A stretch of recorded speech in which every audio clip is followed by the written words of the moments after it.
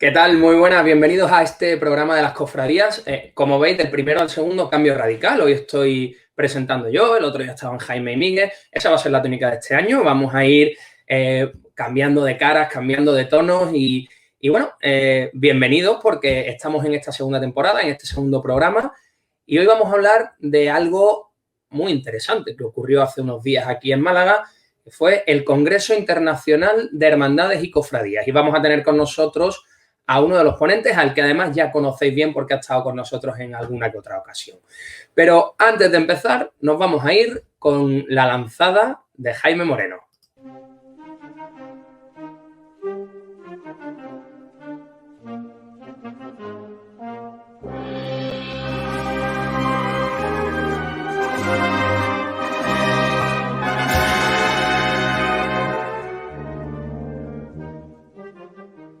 Hola y muy buenas a todos.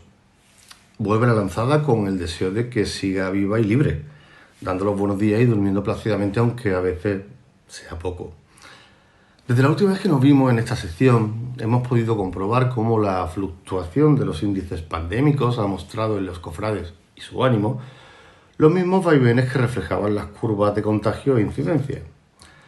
A los picos de estertores periodísticos le han sucedido descensos al esplendor, que han sabido ponderar en el imaginario deseo de un tesoro colectivo, pero que ni en fondo y forma se aproximaban al Lord de Ofir, aquella ciudad mítica donde reposaba una soberbia riqueza, que se narra en el primer libro de los Reyes, el encuentro entre la opulencia, la riqueza, el esplendor y el rey Salomón, el hijo de David. Salomón encarna la sabiduría a través del texto conocido como el Juicio de Salomón, en el que dos mujeres se presentan como legítimas madres de una criatura y ante lo que Salomón ordena: traedme una espada. Y trajeron al rey una espada. Enseguida el rey dijo: partid en dos al niño vivo y dad la mitad a la una y la mitad a la otra. El final ya lo conocemos, y si no fuera el caso, lo pueden consultar en Reyes 3, 16, 28, en el Antiguo Testamento. El caso es que la administración de la justicia y la sabiduría fueron de la mano de la partición, y me es irresistible no caer en el despiece que estamos contemplando de las hermandades que conforman la agrupación de cofradías para encontrar cómo se aplica esta centenaria justicia y sabiduría. Eso sí, con el matiz de que lo de Salomón era un hostil en misericordia y desafío, hoy convertido en bravata. Somos conscientes que los equilibrios son difíciles de establecer y más de sostener. Cuesta la vida y tal vez algo más establecer diálogos y parangones donde haya aplausos y salvas y las críticas no aparezcan. Es que de verdad cuesta mucho ser fiel a uno mismo, ser consecuente con la historia, los lugares y los tiempos.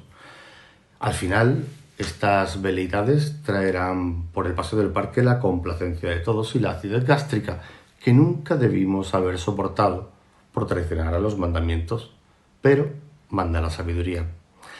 La agrupación de cofradías ha mejorado mucho, ya no suspende actos cuando han repartido las invitaciones, y esto les permite solazarse en la brillantez y en el éxito de crítica y público de todos sus actos. Tal vez bien está lo que bien acaba, y terminar en la catedral para una exposición veneración de imágenes es un lujo que no todos saborean en un paladar que ahora, 30 años después, demuestran a los cofrades la validez de un templo que tanto costó abrir a las hermandades y cofradías que lo pretendieron. El que ahora quieren ir todos y todas, insisto, bien está lo que bien acaba. Concluyo dando mi más sincera y admirada enhorabuena a todo el Comité Científico del Cuarto Congreso Internacional de Cofradías y Hermandades. Un trabajo entre bambalinas que ha producido una obra de enorme interés y gran calado, tanto por lo intelectual como por lo religioso y espiritual. Vayamos tomando buena nota sobre el maridaje cofradías y academicismo. Yo no sé si la universidad nos necesita, pero es claro que las cofradías sí necesitan a la universidad para dar consistencia, valor y ordenada repercusión a una teoría muchas veces caótica. Me despido con el feliz deseo de que todos estéis bien, de que pronto las calles sean nuestro lugar de encuentro entre cortejos y procesiones, y que si te ha tocado exposición, veneración, magna o vía crucis, te sientas contento, porque la justicia de Salomón emanaba de la sabiduría. Partir la verdad. Lo que no dijeron nunca es cómo y por dónde. Buenas tardes.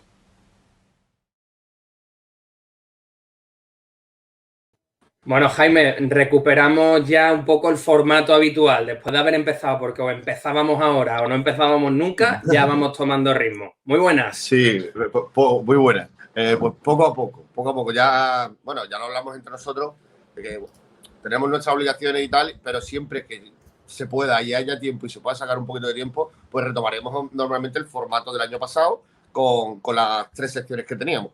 La lanzada, la columna de humo de Miguel y la estampa para cerrar. Eso es. Además, hemos cambiado un poquito para ir cada uno en un momento. Tú de inicio, Miguel en mitad del programa y la estampa al final. Eso, para repartir juego de nuevo. No, es que nos estamos convirtiendo en unos profesionales de la televisión y del YouTube. Jaime, hoy tenemos con nosotros de nuevo a alguien que ya hemos tenido en la época de 7 Televisión, ya lo tuvimos en la temporada primera de las cofradías y hay que aprovechar que ha estado en Málaga. Bueno, vamos a ser sinceros. Dani Cuesta, que es nuestro invitado de hoy. Muy buenas, Dani. Buenas. Ahora que estamos grabando está en Málaga, pero el jueves que se emite este programa ya no va a estar en Málaga. Pero bueno, queríamos aprovechar que estabas aquí, que hemos podido verte, estar contigo algunos días y no podíamos dejar de aprovechar que estando por Málaga, pues no estuvieras con nosotros. Dani, muy buenas. ¿Cómo estás? Muy buenas, muchas gracias. Bien, bien. Aquí en Málaga se está muy bien. Ya lo dijo ayer el obispo en la conferencia, que esto es el paraíso. Pues, Hombre, el obispo... estos días tan grises que nos han acompañado anteriormente, ¿no? Bueno, efectivamente. Pero el obispo estuvo, y nos metemos ya si queréis en faena, en ese momento de inauguración del Congreso Internacional de Hermandades y Cofradías, 4º Congreso. A mí ayer en la inauguración, Dani, tú a lo mejor lo conoces menos porque no eres siervo de su redil, no eres, pero el obispo estuvo ayer especialmente acertado, especialmente risueño, por decirlo de alguna manera, con ese punto de... simpático. De contar lo que le decía don Antonio Dorado antes de morir, el anterior obispo. Dice, yo me quiero quedar en Málaga si es posible porque yo quiero ir del paraíso al cielo. A mí me conmovió mucho, se me pusieron los vellitos de punta porque es verdad que escuchar estas cosas bonitas de nuestro obispo, la verdad que a los que lo seguimos y tal, no es fácil.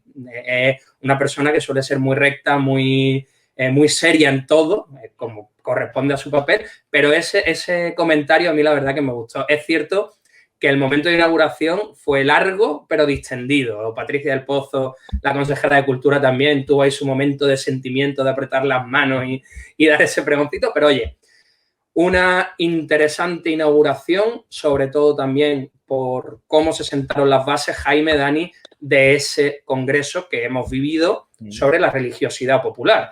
La verdad es que yo lo ponía. Creo que es un lujo para Málaga poder contar con un congreso así. Yo creo que podríamos empezar por darle la relevancia que tiene al hecho, ¿no? No se celebra todos los días un congreso internacional de cofradía. Esta es su 4ª edición y en este caso ha sido en la ciudad de Málaga y también a colación como conmemoración del centenario de la agrupación. Dani, ¿tú has tenido la oportunidad de estar en algunos o de tener información o documentación de algún otro? No, yo los conozco básicamente por las actas de, bueno, fundamentalmente del de Murcia, el último que tuvo lugar allí en Murcia. Dieron una serie de textos muy interesantes, sobre todo desde el punto de vista de la historia, son los que yo más he trabajado, pero también desde un punto de vista más teológico y no los conocía. Y es la primera vez que yo participo, como quien dice, presencialmente en un congreso de estas características. Y me parece muy acertado porque ayer ya se marcaron unas bases que las ha querido dar el Congreso de Málaga y que estuvieron a gala en todos los que hablaron, de hablar de la religiosidad popular como agente de evangelización. Pero me parece muy acertado cómo ha sido hecho este momento, porque claro, no es solo como agente de evangelización y centrarnos teológicamente, sino todo el hecho religioso que implica la religiosidad popular desde sus diversas vertientes, ya sea desde la vertiente antropológica, que también tiene su papel en la parte evangelizadora, sí, una ahora vertiente más bíblica y teológica, otra vertiente más histórica, o sea, como analizar el hecho, yo creo que hay que romper, aunque estén por parcelas, ¿no? Pero hay que romper esa parcelación de la religiosidad popular, que esto es religión, esto es historia, esto es antropología, ¿no? Y aunque esté parcelado, por lo menos tratarlo todo en bloque, me parece que a los cofrades les hace respirar, es decir, bueno, no hay que estar divididos. En ese sentido, Fran, una breve... Sí. En ese sentido, Monseñor Fisichella aludió a que él veía mucho más completa la definición de espiritualidad religiosa, ¿no? Popular, espiritualidad popular. ¿Tú cómo aceptas o cómo ves esa afirmación de Monseñor Fisichella? Pues personalmente con mucha alegría porque en mi libro, voy a hablar de mi libro como umbral, ¿no? Pero en mi libro, La profesión por dentro, el subtítulo era En busca de una espiritualidad cofrade. Y yo todo lo que he tratado de hablar es de una espiritualidad cofrade que, a mi modo de ver, trasciende lo que es la religiosidad popular y lo que es, o sea, la propia religiosidad y lo que es la piedad, ¿no? Una espiritualidad es un movimiento mucho más amplio, un movimiento en el que uno puede encontrar su manera de buscar y encontrar a Dios y de relacionarse con él. Entonces, en ese sentido, el escuchar ayer a Monseñor Fisichella hablando de espiritualidad y rompiendo así ya esas diatribas en las que estamos siempre, religiosidad y piedad, que yo creo que es algo que lo hemos explicado hasta la saciedad y sabemos lo que es la religiosidad, sabemos lo que es la piedad, pero nos sigue sonando a cosa de poco alcance, ¿no? El que él hablara de espiritualidad me pareció una propuesta muy interesante y una propuesta que, bueno, pues personalmente me ha gustado y además el acento que le dio me pareció que era profundo y era exactamente lo que buscamos los cofrades expresar de lo que vivimos. Hay algunas cosas que dijo... En el sentido de que la definición de espiritualidad parece que puede colarse por esos compartimentos e invadirlo todo al mismo tiempo. Perdona, Fran. No, digo que a mí, leyendo un poquito en la carpeta del Congreso, pues aparecía un documento a doble página firmado por Monseñor Rino Fisichella y luego viendo también un poquito y habiéndolo escuchado, yo me quedo con algunas ideas como Dani, por ejemplo, decía el titular de Diario Sur: Dios hoy en día más que negado es un ser desconocido, más que ser negado es un desconocido. ¿Qué función tenemos ahí los cofrades para evitar ese desconocimiento? Porque, claro, ¿con quién más lo hablaba? Lo hablaba con Carlos Luna, de la Orden de los Dominicos.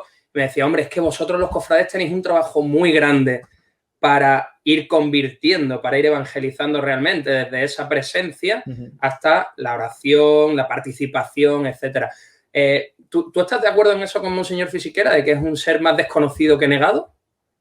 ¿O qué? Yo creo que sí, porque Dios es negado, como pasa siempre, ¿no? Dios es negado, ciertamente, y es negado como con mucha rotundidad por muchas personas que hacen mucho ruido. Pero para muchísima gente es un desconocido, o yo no sé si la palabra desconocido, quizá lo que él querría decir es más bien ignorado, un ignorado como alguien, yo diría un ausente en la vida de tantas personas. ¿Por qué? Pues porque para muchas personas es como, bueno, no se han hecho la pregunta, no se han hecho, Dios no puede responder a las preguntas fundamentales de su existencia. ¿Por qué? Porque no hay unas preguntas fundamentales de la existencia o están acalladas por un materialismo, por un ritmo de vida trepidante y demás. En ese sentido, claro, cuando llegan las grandes preguntas de la vida, ¿no? Como puede ser pues por la muerte, el sufrimiento, pero no solo esa, sino también el sentido de la vida. ¿Para qué estoy aquí? ¿Para qué estoy aquí? Algo que la pandemia nos ha hecho ver que a muchas personas les ha hecho incluso caer en la depresión. Cuando se corta un ritmo de vida intensísimo y tal, uno pierde el trabajo y ha proyectado toda su existencia en un trabajo, en una proyección profesional, vienen preguntas, ¿no? De ¿para qué estamos aquí? Preguntas fundamentales que de otra manera están acalladas. Entonces, en ese sentido, me parece que la palabra desconocido, que lo que él quiere decir, más bien es que es desconocido porque es ignorado hasta que llegan esas grandes preguntas.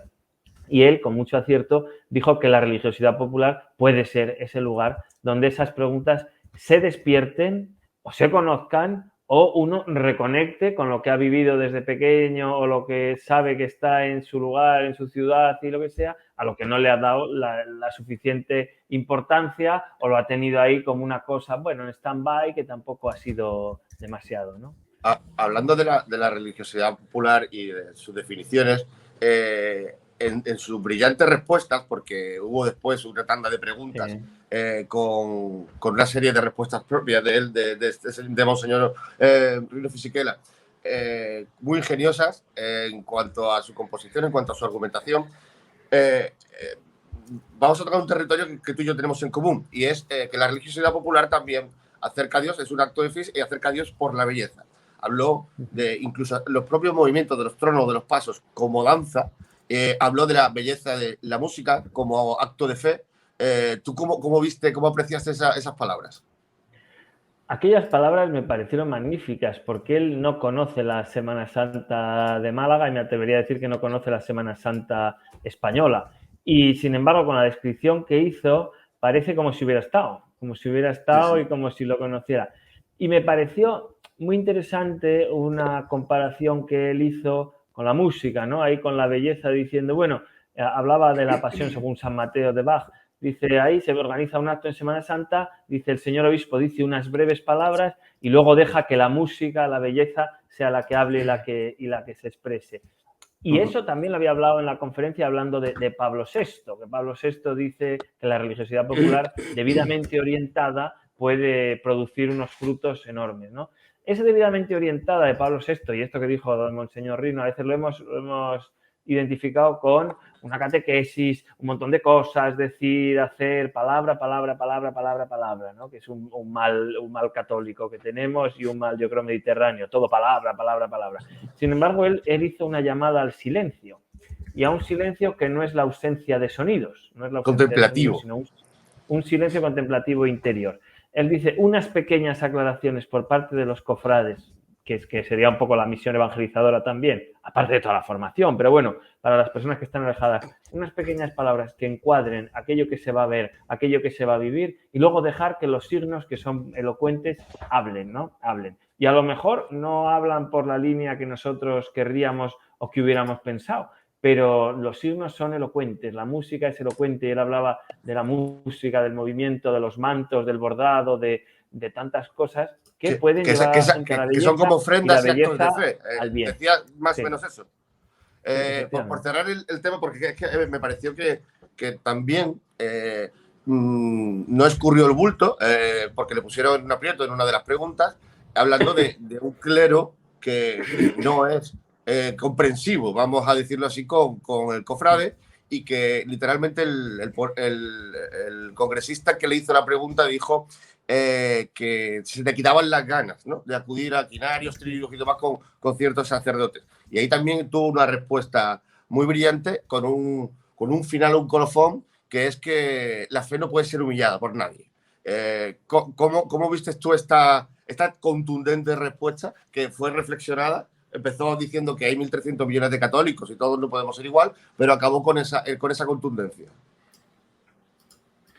Sí, a mí me pareció una respuesta buenísima. La pregunta iba hacia el clero, pero yo creo que es, teniendo su parte de importancia el clero, pues hay también otros sectores eclesiales de laicos que también desprecian o ponen de segunda fila la religiosidad popular. Yo en eso sí que, pues un amigo común, además, Antonio Bor, que siempre, cada vez que hablamos de cosas de estas, dice, parece que los cristianos que vivís la religiosidad popular siempre tenéis que estar justificándoos, ¿no? Como, no, yo vivo la religiosidad popular, pero, yo vivo no sé qué, pero, ¿no? Entonces, en ese sentido, oírle hablar a don Rino decir que ninguna manera de vivir la fe puede ser humillada, me parece que es una gran tarea. Y una gran tarea y un gran ánimo, porque además se le dio un aplauso muy grande a ese momento. Sí, la ovación más fuerte, creo yo, que se escuchó no podemos caer en el entusiasmo tampoco vano ni maniqueo, porque en España en concreto, yo creo que los españoles somos mucho, no sé si de humillar es una palabra muy fuerte, pero muy de mirar con malos ojos otras maneras de religiosidad distintas a la nuestra. Y entonces, pues el cofrade mira mal al que, no lo sé, al que celebra la misa según determinado rito, o a los que buscan a Dios desde la ecología, o a los que buscan... Y entonces todos tendemos a caer en una mirada de sospecha los unos sobre los otros que divide y no crea iglesia. Y ahí, pues también don Rino en una ponencia posterior que tuvo lugar con motivo del Fórum de Cofradías, también ahí en el Hotel NH de Málaga, organizado, bueno, pues por el Fórum, él habló de la diversidad de la Iglesia con unas palabras del Papa Francisco en el encuentro de hermandades y cofradías, diciendo que el Papa Francisco dice, veo tantísimos colores, tantísimas vestimentas, tantísimos... Y dijo, así es la Iglesia, una diversidad total que busca y se vive desde la unidad. desde la Sí, hablaba hasta de la Amazonía, Tendría- o sea, que no rehuyó en ningún momento. Tendría, nada. y tendría que conocer al rescate en Málaga el martes santo. Eso sí que es diversidad. Dani, Jaime, vamos a hacer aquí una parada. Vamos a dejar de hablar de la intervención de Monseñor Fisichella ayer, porque ya os decimos, esto está grabado el viernes y estamos haciendo referencia a lo de ayer. Y vamos a hacer un juego extraño. Vamos a contar en pasado algo que no ha ocurrido cuando estamos grabando, pero que cuando tú lo estés viendo, espectador, sí ha ocurrido ya. Nos vamos a ir al sábado por la mañana, en donde Dani Cuesta tiene su intervención dentro de la mesa redonda. Entonces, como Dani sabe lo que va a decir y nosotros somos muy buenas personas y no lo vamos a desvelar hasta después, pues vamos a hacer ese juego temporal. Pero antes de eso, nos vamos a ir con la columna de humo, como siempre, con Miguel Pureza. Vamos allá.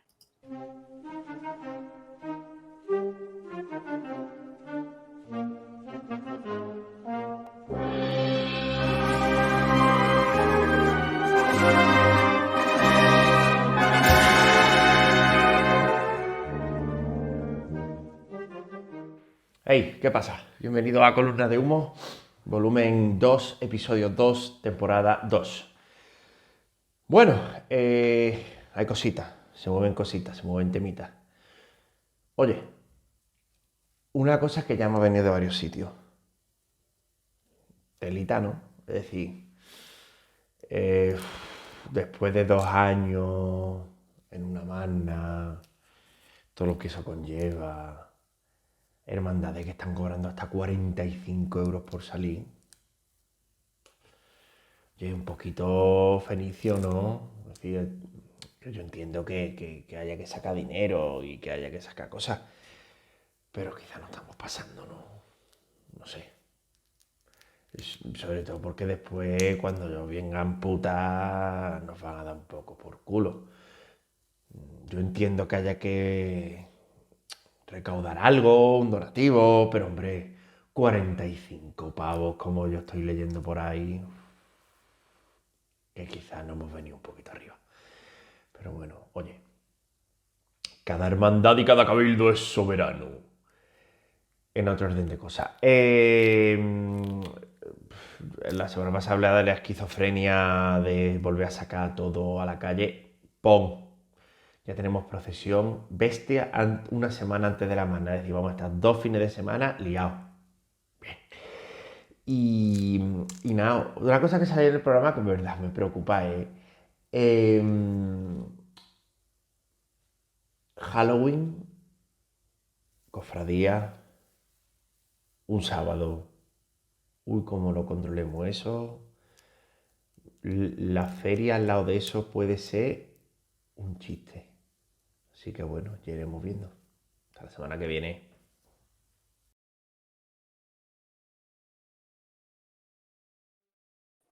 Estaba yo pensando, Dani, que la última vez que estuviste con nosotros todavía no eras sacerdote. Y ya sí. Tenemos que celebrarlo. Tenemos que celebrarlo. No, es que le dábamos la vuelta y digo, oye, no, la última vez no vino ordenado, no estuvo con nosotros todavía ordenado. Así que, nada, oye, nos alegramos mucho de ello, te lo decimos públicamente. Y ahora, Jaime, Dani, si os parece, lo que hacemos es eso, centrarnos en esa ponencia que tuvo lugar el sábado, que se centró o que estuvo dentro de esa mesa redonda con el nombre de la representación de la religiosidad popular en el ámbito nacional, una mesa que abrías tú, Dani, y en la que estabas acompañado por Juan Márquez, que hablaba de la Virgen del Rocío en la religiosidad popular, con José Luis Alonso Ponga, que hay algo, si habéis tenido alguna relación seguro, tú has leído algo de él seguro, porque habla de la representación de la Semana Santa en Castilla, y María Victoria Botí, presidenta de la Federación de Asociaciones de Mujeres Cofrades y presidenta de la Asociación de Mujeres Cofrades de Cartagena, la representación de la Semana Santa en Levante. Dentro de todo esto, la primera, que es la tuya, habla de la representación de la Semana Santa en España. La tuya, digamos, que era el inicio de este contenedor, que es esta mesa redonda de los distintos lugares. Y bueno, quien ya te haya visto antes, quien te conozca y sobre todo quien haya leído tus libros, habrá encontrado en esta mesa redonda una buena representación de esa literatura previa tuya, ¿verdad?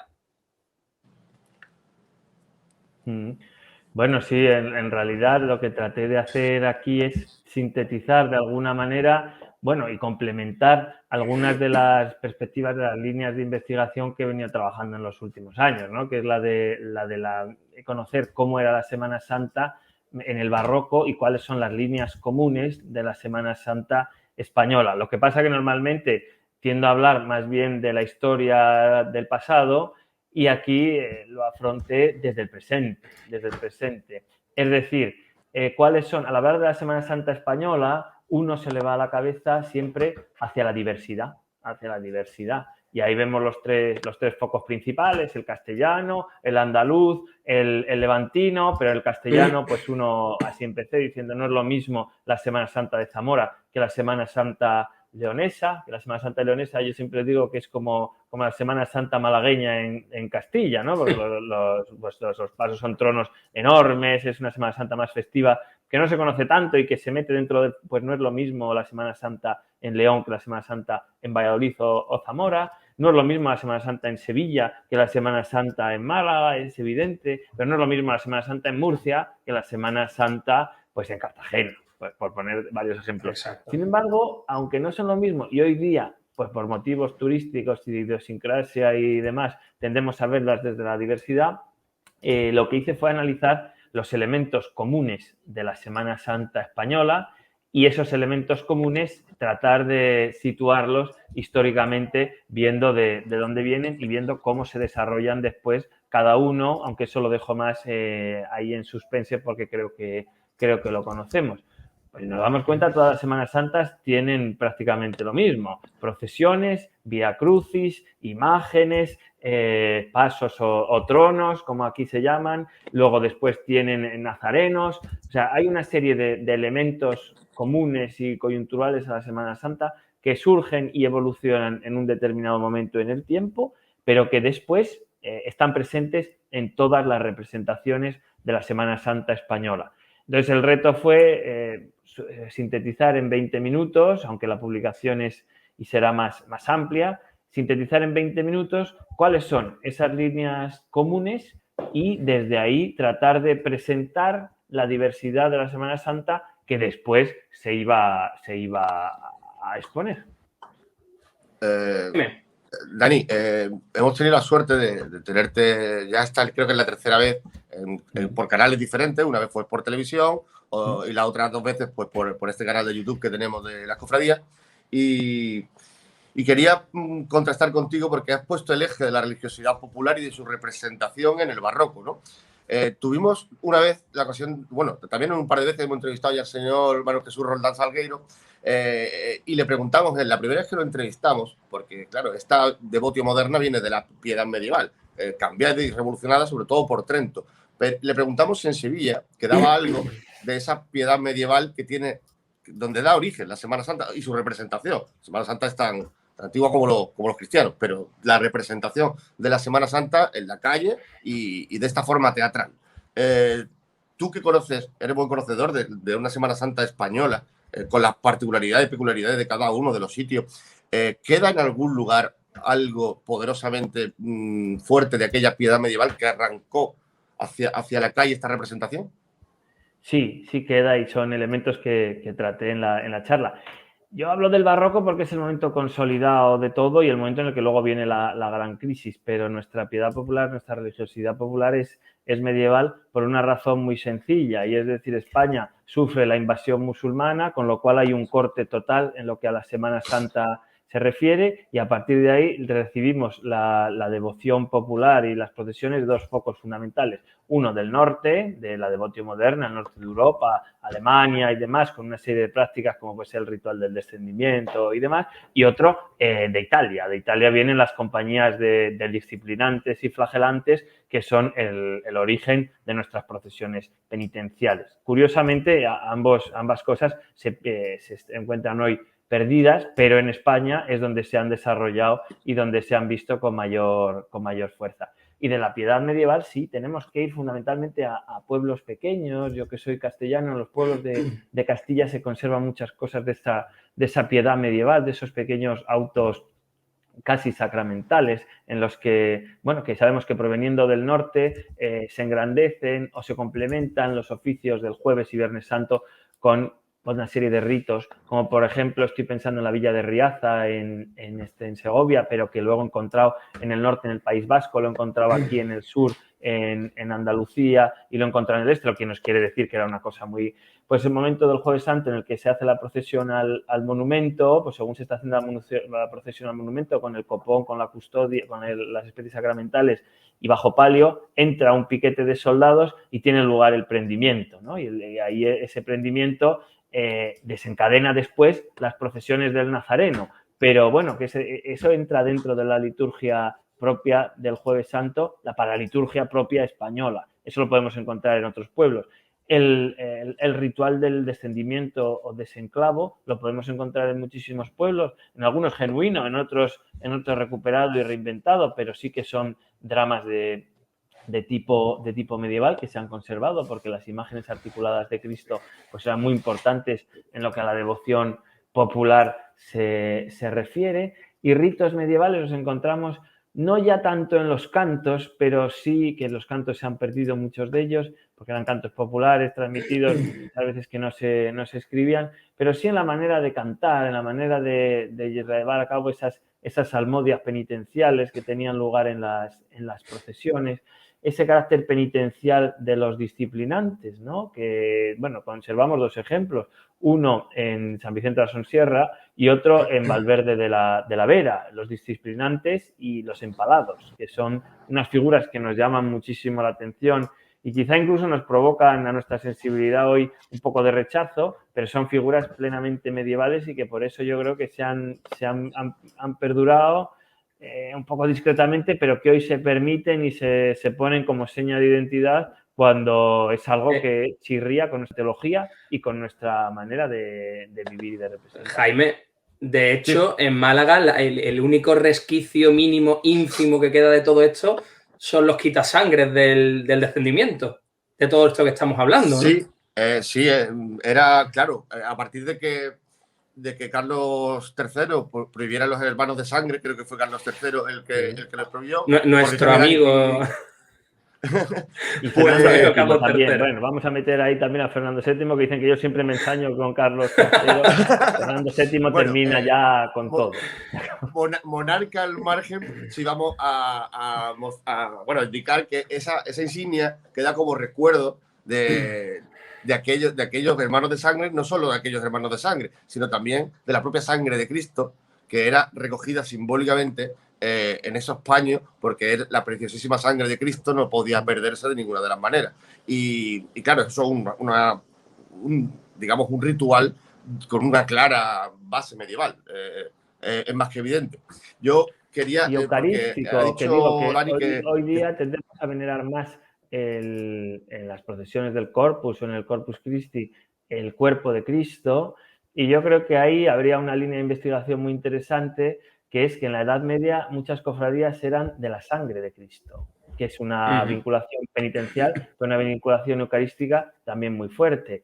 La sangre de Cristo es muy difícilmente venerable en procesiones por el hecho de que no se puede contener, bueno, pues sería una custodia con una ampolla de metal, el vino convertido en sangre pues es más difícil de venerar por motivos prácticos que el propio pan consagrado. Pero en Italia hay muchos milagros eucarísticos que dan lugar a la fiesta del Corpus Christi, que tienen como protagonista la sangre que cae de las sagradas formas consagradas. Y yo creo que se va perdiendo un poco porque esa sangre de Cristo se asocia con la sangre de los disciplinantes, y como se quiere acabar con la práctica de la sangre de los disciplinantes porque era peligrosa y además era sucia, se ensuciaban las calles de sangre, los conventos. El convento de San Pablo de Valladolid obligaba a las cofradías a poner unas telas o unos cartones tapando los cuadros porque se los llenaban de sangre al entrar en la... Bueno, pues eso va poco a poco apagándose, y yo creo que esa devoción a la sangre de Cristo, aunque siga habiendo cofradías de la preciosísima sangre, se va perdiendo, yo creo, un poco como consecuencia de todo esto. Pero sería muy interesante ver cómo esa veneración o esa adoración de la sangre de Cristo, que muchas veces nos echan en cara, bueno, porque solo se adora el pan consagrado y la Eucaristía es cuerpo y sangre. En la época medieval estaba muy presente, estaba muy, muy presente. Vamos a ir muy rápido, Dani, pero no podemos dejar de pasar un par de asuntos. Yo, por mi parte, te quería preguntar, porque has empezado hablando del presente. Pudimos escuchar en la ponencia de Isidoro Moreno y del profesor Briones también el fenómeno de la globalización como una posible, un posible causante de un deterioro de autenticidad, donde la gente puede caer en la desafección. Es un tema que tú también has tratado. Haznos una valoración rápida sobre este asunto.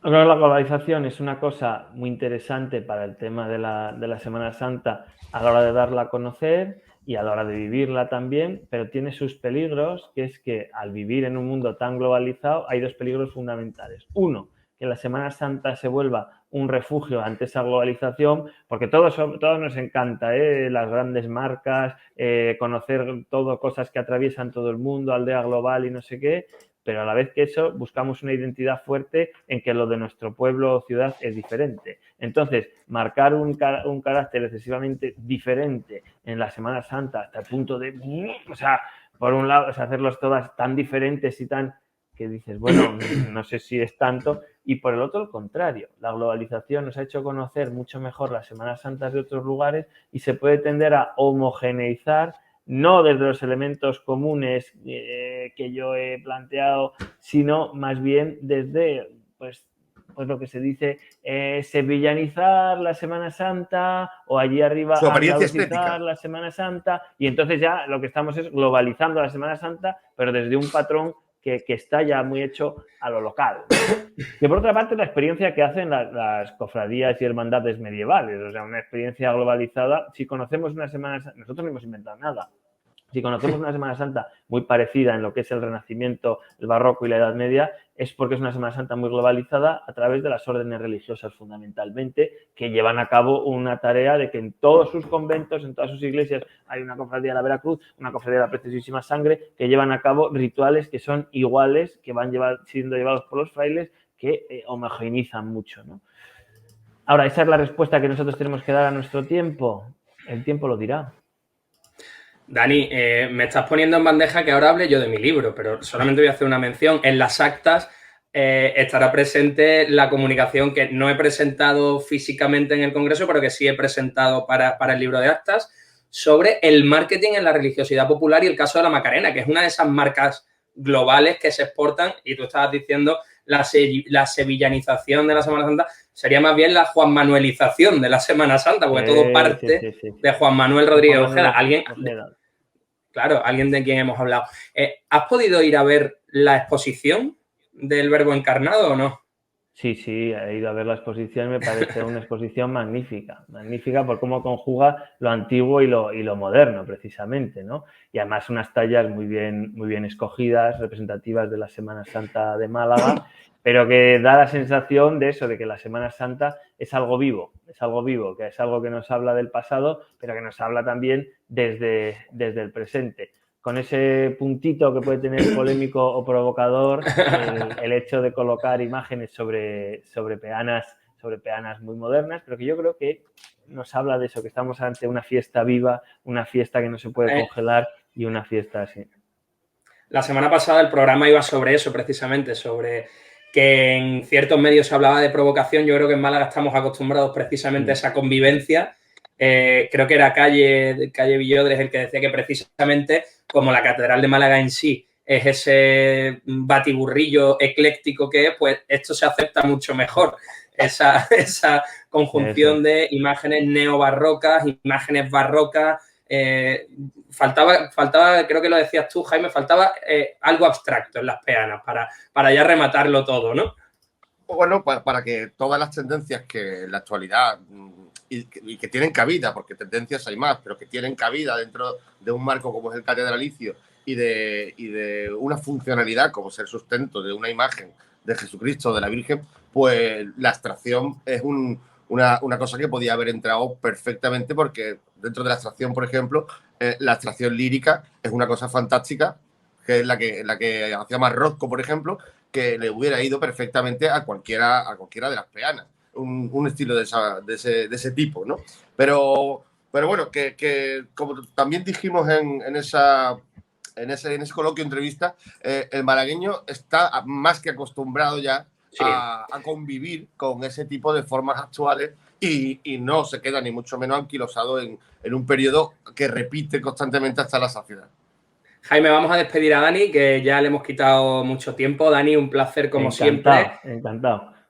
Antes de que te vayas de Málaga nos volveremos a ver. Efectivamente. Y nada, estamos en contacto. Muchísimas gracias. Que vaya bien tu vuelta a Roma. Gracias a vosotros. Bueno, Jaime, nosotros nos vamos a ir también, pero vamos a introducir esa columna, perdón, esa estampa que ya veremos. Vamos a dejar que sorprenda. Ya dimos que se sorprenda una pequeña sorpresa la semana pasada. Yo todavía tengo el vellito erizado. Dimos dos. Por un lado, que la voz y el texto no era de la persona habitual que la hace, que soy yo. Y por otro lado, bueno, pues ese acompañamiento musical sorprendente, pero sí, creo diferente. Provocador. Provocador. No, fíjate, que le pondría muchos adjetivos, pero el de provocador no, porque creo que tanto el título como la letra como la melodía hacían perfecta justicia a lo que se estaba narrando con las imágenes, ¿no? Y bueno, vamos a dejar que se sorprenda el espectador, pero intentaremos meter también en esta una pequeña sorpresa. Vamos a ello. Jaime, el domingo a las 10 nos volvemos a ver y seguimos en esta segunda temporada, que como hablasteis el otro día, no dábamos ni siquiera un duro por seguir, pero aquí estamos porque... Sí, tenemos que hablar del tema del contrato. Esto no estaba puesto y habrá que... Ahora mismo estamos todos de ilegales. Ahora mismo estamos todos facturados de ilegal. Ya habéis visto la cantidad de publicidad que tenemos. Esto lo hacemos por vicio, porque somos así. Ya nos confesaremos de nuestros pecados. Jartibles. Jartibles, sí, yo creo que esa es la palabra. Bueno, Jaime, nos vemos. Un placer como siempre. Adiós.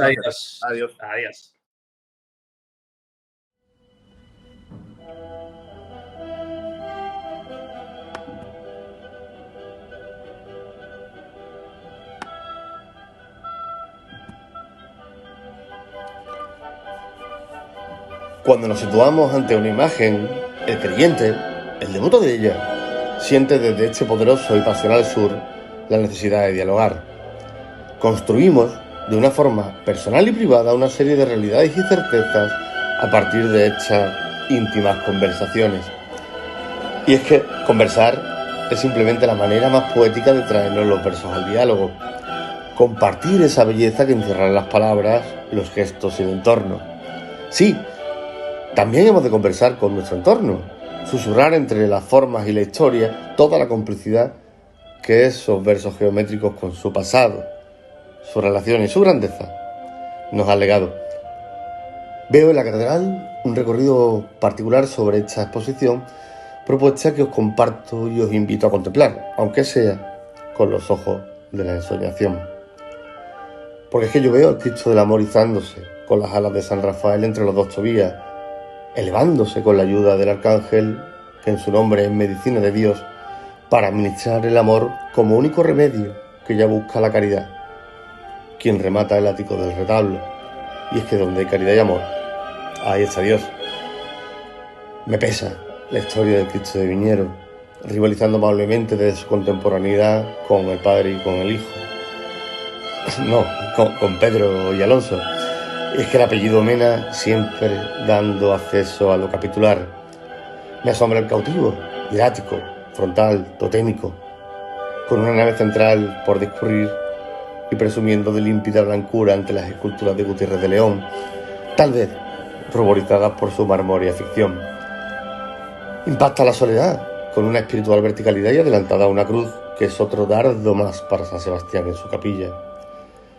Qué curioso, admira en una especie de plano secuencia cómo se comporta la soledad después de la muerte y el martirio. Tampoco deja indiferente el martirio de San Pelayo, como entorno formal y de sequedad castellana. ¿Para qué Palma?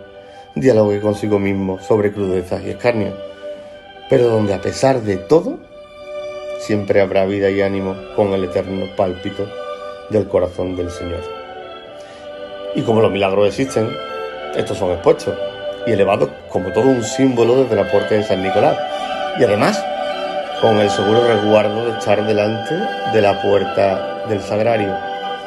Y de la sustancia más espiritual nos iremos hasta el elemento esencial, donde Rocío y Rosario establecen un diálogo eterno que, movido por la marejada de tiempo que nos trae desde Lepanto, la gloria hecha pasión mientras riega la capilla la gracia de la mano y el arte de Alonso Cano.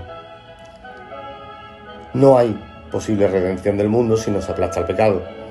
El pisar dogmático de la Madre de la Iglesia, enmarcada por madera viva, da pie a la vívida representación del Señor. El diálogo de Coelho y Arteaga no deja de ser un reto a los sentidos que el tiempo, y después de muchos pasos, no acierta a diferenciar. También habría de vestirse la catedral de realeza y gloria de resurrección. Quien porta siempre el cetro de su reinado, cede a la patrona del cabildo, curtida en 1000 batallas, el bastón de mando de reyes y reinas. Todo un diálogo de reales perfiles.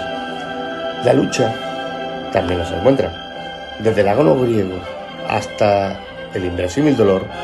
Una extraordinaria sensibilidad humana da paso a la orden de los mendicantes, que con ese elevado sentido de la libertad cristiana fascinó y arrastró detrás de sí a las multitudes. Ellos, como la agonía, son procesión y Semana Santa. Primitivo es el telón que da lugar a la misericordia.